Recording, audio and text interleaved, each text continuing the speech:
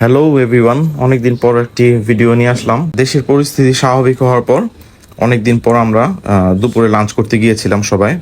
সেটারই একটা ছোটোখাটো ব্লগ, আশা করি সবাই ভালো লাগবে। আজকে আমরা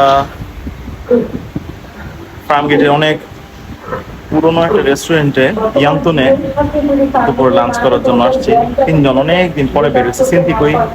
এই যে সিনথি, সুপ্রিয়া,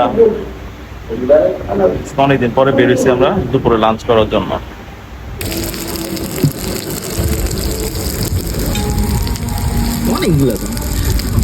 আমাদের চিকেন ফ্রাই চলে আসছে আর চিকেন সিজলিং খেলাম আমরা। চিকেন সিজলিংটা বেশ ভালো লাগছে। আর এখন চিকেন ফ্রাই খাচ্ছি সাথে, এটাও ভালো লাগতেছে। ইয়ান্তুনের খাবার তো আসলে এমনিতে অনেক ভালো আগে থেকেই। আর নেক্সট ফ্রাইড রাইস, আর আমরা আজকে একটু খাবারটা একটু উল্টোভাবে খাচ্ছি। তো সবার লাস্টে খাবো আমরা থাই স্যুপ। ইয়ান্তুনের থাই স্যুপটা অনেক ফেমাস, এটা আমরা সবার লাস্টে খাবো। আমাদের ফ্রাইড রাইস চলে আসছে, তো আমরা এখন ফ্রাইড রাইস সাথে সিজলিং আছে, চিকেন ফ্রাই আছে, এটা দিয়ে ফ্রাইড রাইসটা ট্রাই করবো। আসলে আমরা মোটামুটি অনেক বছর আমরা জানি যে ফার্মগেটে ইয়ান্তুন রেস্টুরেন্ট অনেক ফেমাস, খাবার মান খুবই ভালো, অনেক টেস্টি হয়। তো আজকে মোটামুটি অনেক দিন পর আসছি, ট্রাই করে দেখি। মজা। তো চিকেন ফ্রাই দেখে দেখে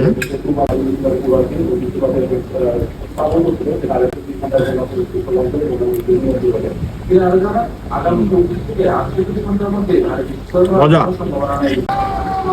আসলে অনেক জায়গায় থাই স্যুপ খাইছি, বাট আমার ইয়ান্তুনের থাই স্যুপ অনেক পছন্দ, বিকজ জানি না কেন, হয়তো কোয়ালিটি ভালো তাদের এই জন্য। আজকে আমরা অনেকদিন পরে থাই স্যুপ খাবো ইয়ান্তুনের।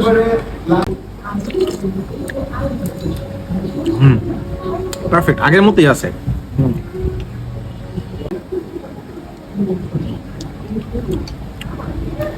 আসলে ফুডের কোয়ালিটি ভালো থাকলে খাইতে ভালো লাগে। অনেকদিন পরে খাইছি, ভাবলাম যে টেস্ট কি সেম থাকবে কিনা, বাট দেখলাম না, টেস্ট সেম আছে। So you can try.